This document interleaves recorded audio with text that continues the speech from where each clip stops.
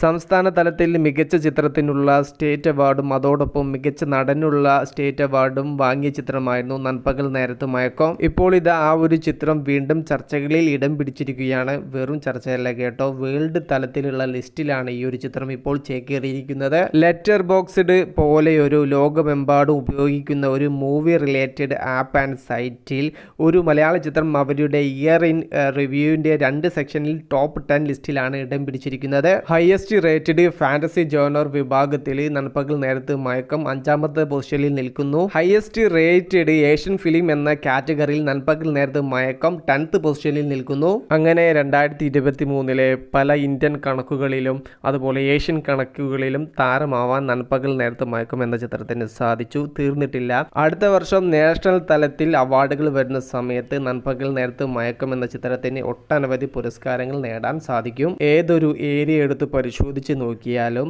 അതിൻ്റെ ക്വാളിറ്റി വേറെ ലെവലാണ്.